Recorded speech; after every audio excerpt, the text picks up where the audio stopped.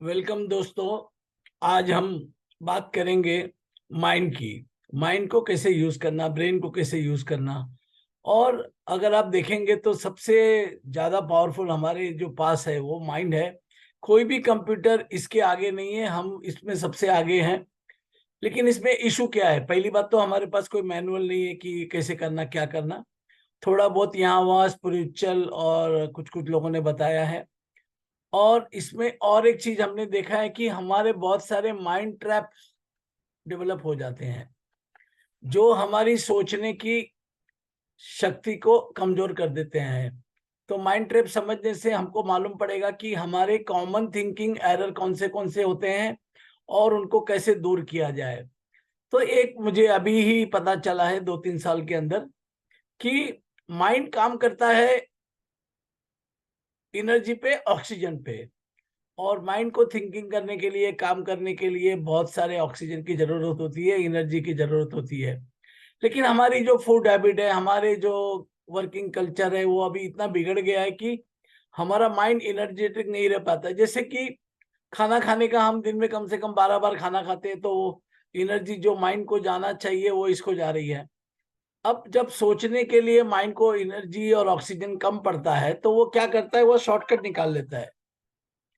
और शॉर्टकट बहुत खतरनाक होता है। अगर आपका माइंड एनर्जेटिक है, आपको ऑक्सीजन पूरा मिला हुआ है, आप बराबर से योगा, एरोबिक, एरोडायनामिक वगैरह सब कर रहे हो, और आपकी फूड हैबिट अच्छी है, तो आपका माइंड एकदम पीक परफॉर्मेंस पे अलर्ट करेगा।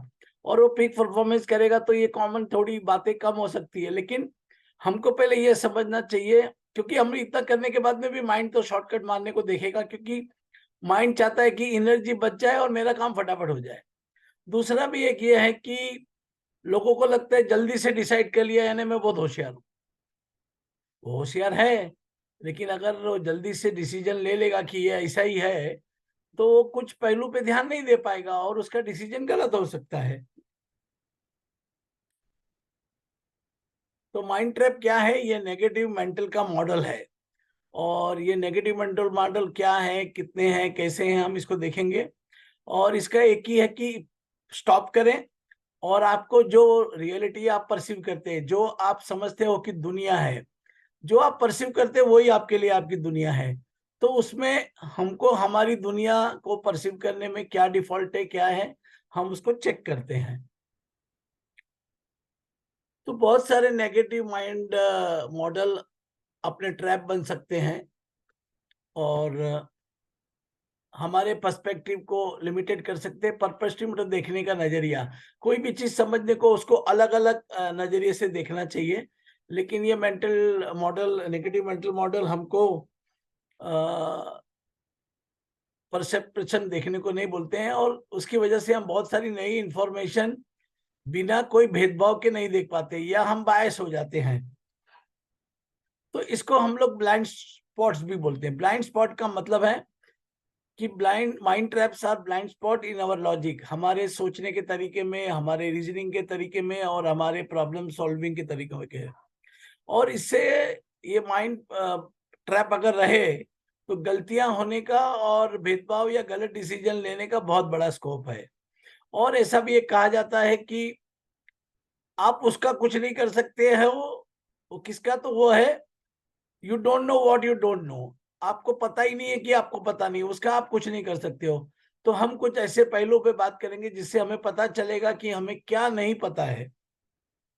अच्छे, वैसे माइंड ट्रैप बहुत ही अट्रैक्टिव लगता है, बहुत ही इंस्पायरिंग लगता है, बहुत ही कॉन्फिडेंट बिल्डिंग लगता है। अरे मैंने क्या फटाफट डिसीजन ले लिया, मैंने क्या बात कर लिया, और मैंने कोई जजमेंट दे दिया। बट ये जजमेंट हमेशा सही नहीं हो सकता है, इसमें कुछ गलतियां हो सकती है। और क्योंकि कोई भी चीज होने का कोई रूल नहीं, हमको नहीं मालूम होता है कि ऐसे ही होएगा, तो हम उससे वंचित हो जाते हैं। तो माइंड ट्रैप वैसे बहुत अट्रैक्टिव है, वैसे बहुत इंस्पायरिंग है, हमारे लिए बहुत कन्वीनियंट है, क्योंकि शॉर्टकट मार के हमको डिसीजन दे देता है। तो एक माइंड ट्रैप है कि हार्ड वर्क करने से सक्सेस मिलता है, सफलता मिलती है। ये बहुत काम का है, लेकिन हर परिस्थिति में काम का नहीं है। जैसे कि आप कोई बिजनेस चालू करना चाहते हैं और आपने कोई सर्विस या प्रोडक्ट बनाया जिससे कोई आप दुनिया की प्रॉब्लम सॉल्व कर रहे हैं, लेकिन वो प्रॉब्लम सॉल्व करने के लिए कोई पैसा देना नहीं चाहता है।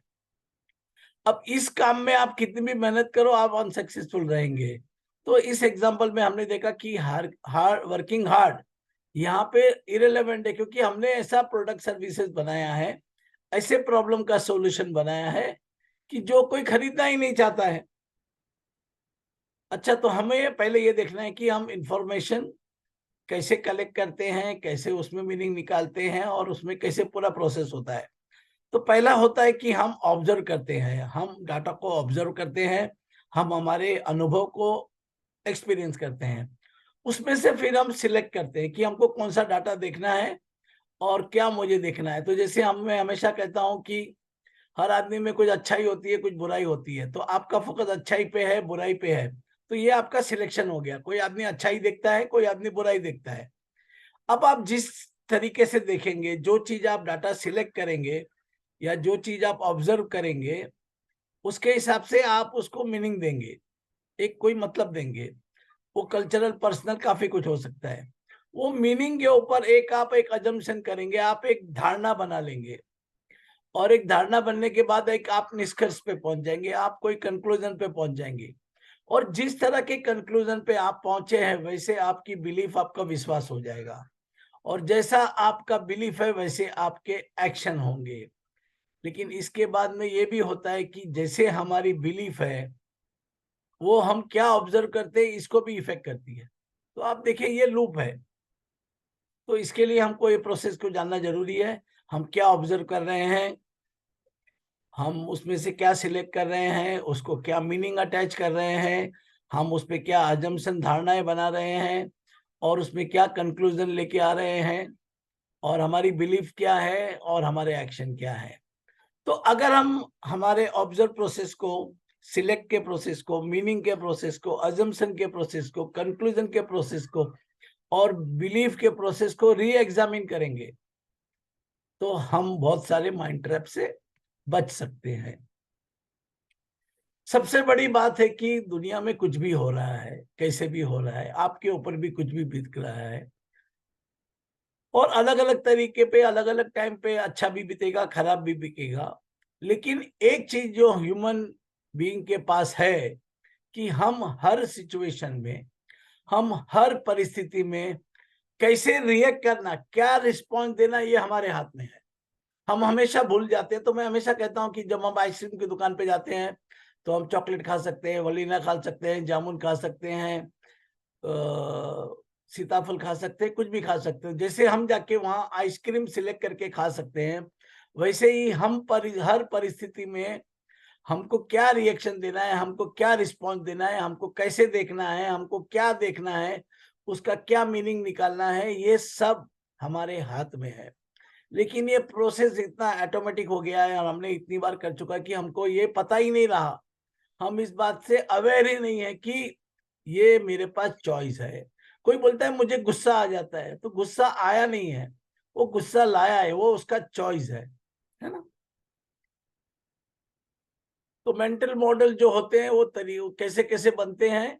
तो ये फ्रेमवर्क होता है जो हमारे अंदर छिपे हुए अजम्पशन, हमारे सोशल बैकग्राउंड, हमारे वैल्यूज, हमारे बिलीफ, हमारी पढ़ाई, हमारे इंफॉर्मेशन के हिसाब से बनते हैं।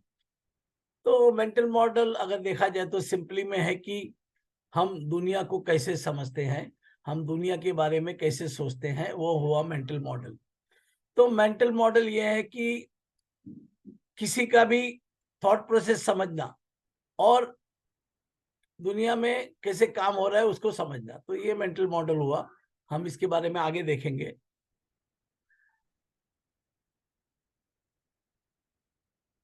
अगर आपको ये मेंटल मॉडल का ध्यान है, नॉलेज है, तो आपका देखने का नजरिया ब्रॉड हो जाएगा, और आप स्टेटस को, जो भी आपको लगता है, उसको आप चैलेंज कर पाएंगे। और ये जो कॉमनली एक्सेप्टेड है, ऐसा ही होता है, ये तो ऐसा ही होना चाहिए, हमारे यहाँ तो ऐसा ही होता है, उसको आप चैलेंज करेंगे और आप आगे बढ़ सकते हैं। क्योंकि अगर फिल्टर होती है हमारे कॉग्निटिव बाइसेस से, तो कॉग्निटिव बाइसेस कुछ नहीं है, सिंपल भाषा में है कि हमारे माइंड का जो टेंडेंसी है कि आलस में और लेजीनेस में इंफॉर्मेशन को सिंप्लीफाई करके शॉर्टकट ले लेना। तो कॉग्निटिव बायस का मतलब है कोई भी इंफॉर्मेशन हमको मिली, हम हमारे पुराने पैटर्न को देख के, हमारे पुराने सिस्टम को समझ के हम निष्कर्ष पे पहुंच जाते हैं, जल्दी पहुंच जाते हैं, शॉर्टकट ले लेते हैं। जहां की हमको लॉजिक और रीजनिंग को बराबर यूज करना चाहिए।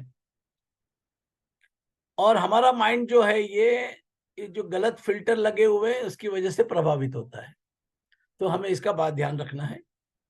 तो कोई इवेंट हुई तो उसका नेगेटिव तरीका है देखने का कि हमारी वैल्यू के हिसाब से हम उसको देखें, हमारे बचपन में क्या क्या हुआ है उसके हिसाब से देखें, हमारे दिमाग में क्या सोच है उसके हिसाब से देखें, हमारा किस बात पे बिलीफ है उसके हिसाब से देखें, हमारे रोल मॉडल कौन से हैं उस पे हम जजमेंट ले, और ये नेगेटिव हो सकता है, हमारा रिएक्शन नेगेटिव हो सकता है। लेकिन हम इवेंट को बराबर आइडेंटिफाई करके आइडेंटिटी के हिसाब से देखें, उसकी पुरानी हिस्ट्री में जाए, डाटा में जाए, हमारे अलग अलग एक्सपीरियंस को देखें, मेंटल मॉडल को समझे, तो उससे एक नया परसेप्शन क्रिएट करे, वो पॉजिटिव होगा।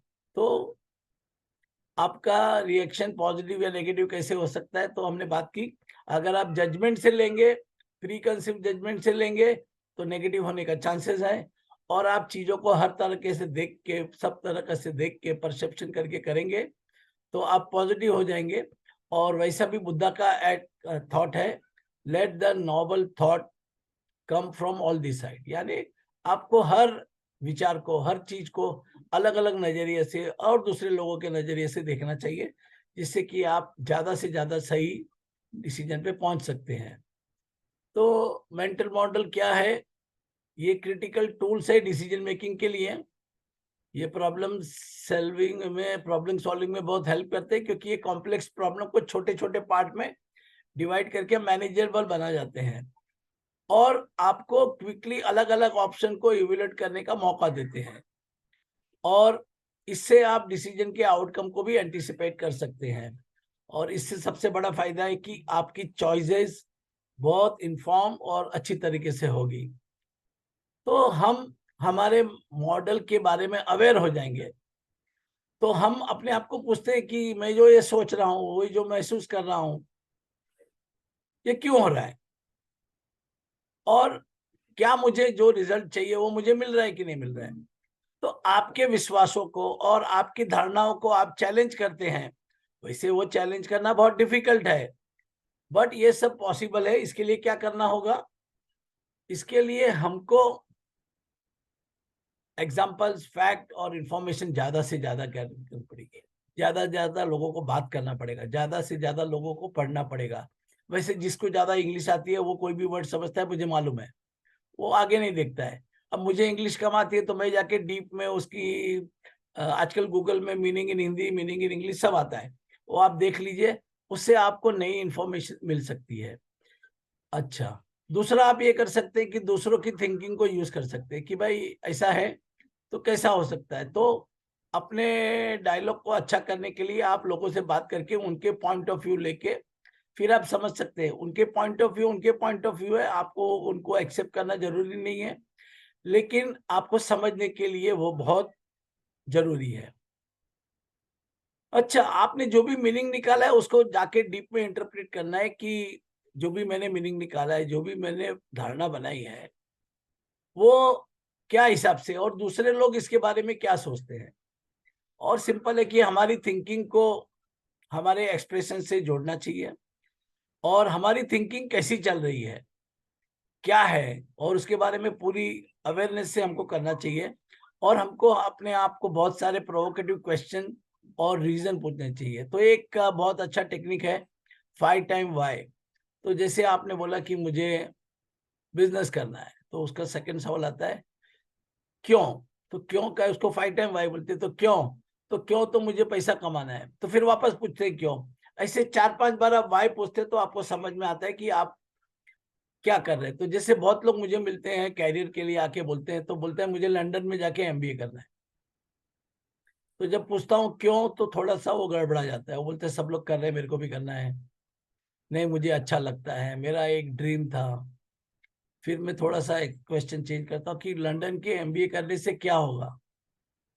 तो वो और ज्यादा सोचने लगता है। जितना ज्यादा सोचते हैं, तो आप कोई भी काम कर रहे हैं उसको अगर वाई का फॉर्मूला यूज करेंगे, 5 टाइम वाई, तो आपको एक तह पे पहुंचेंगे कि ये क्यों हो रहा है और बराबर है कि नहीं है। क्योंकि कभी कभी क्या है, फ्लक्चुएशन में या लोगों को देख के हमको लगता है मेरे को लड़के को भी अमेरिका भेजना चाहिए पढ़ने के लिए, बट उसको लाइफ में क्या करना है, उसके लिए क्या जरूरी है, वो हम सब भूल जाते हैं। तो ये क्वेश्चनिंग मेथड से हम उसके बारे में डीप में जा सकते हैं। तो मैं आपको आगे के वीडियो में अलग अलग माइंड ट्रैप के बारे में बात करूंगा। हर माइंड ट्रैप की परिभाषा आपको बताऊंगा। उस माइंड ट्रैप के कुछ आपको मैं एग्जाम्पल भी दूंगा। ये भी बताऊंगा कि इसको नेगेटिवली, इसका नेगेटिव इफेक्ट क्या होता है और हमारे डिसीजन मेकिंग में क्या होता है, कैसे होता है, और हमको क्या क्या नुकसान है। और फिर हर एक माइंड ट्रैप के बारे में, इसको अगर ओवरकम करना है तो कैसे कर सकते हैं और क्या नहीं करना चाहिए, कैसे कर सकते हैं। वैसे मैंने 2-3 चीजें जो आपको यहाँ बताई है कि एक तो है कि आपको आपके माइंड में फुल टाइम ऑक्सीजन फुल रखना है। तो ऑक्सीजन जितना अच्छा होगा, माइंड उतना शार्प इफिशिएंसी से काम करेगा। आपने देखा है, अगर आपने एक्सरसाइज की है तो आप दिन भर एनर्जेटिक रहते हैं, काम करने को तैयार रहते हैं। और जो दिन 11 बजे सुबह सो के उठे तो कहीं जाने का भी मन नहीं होता है, नहाने का भी मन नहीं होता है। तो इसके लिए सबसे बड़ा जरूरी कि आप अपने ब्रेन की परफॉर्मेंस को पीक पे रखिए, एनर्जेटिक रखिए। हर चीज पे वापस वापस सवाल पूछिए, उस चीज को अलग अलग नजरिए से देखे और फिर डिसीजन ले। तो बाकी मैं डीप में जाऊंगा हर एक चीज के, लेकिन अगर ये कुछ 4-5 चीजें अगर आप आज से फॉलो करने लगे, तो आपका जीवन बहुत ही अच्छा हो जाएगा। आपका माइंड बहुत सारी चीजों के जाने के बजाय आपको सही डिसीजन देगा और इसके रिजल्ट बहुत ही अच्छे हो सकते हैं। और मैंने खुद में पाया है कि मैंने एक ये पिछले 1 साल में काफी अपने आप को चेंज किया है और उससे मुझे काफी फर्क पड़ा है। इवन मेरा कम्युनिकेशन भी बहुत सुधर गया है। तो थैंक यू सो मच। और हम आगे के वीडियो में एक एक माइंड ट्रैप के बारे में बात करेंगे। धन्यवाद।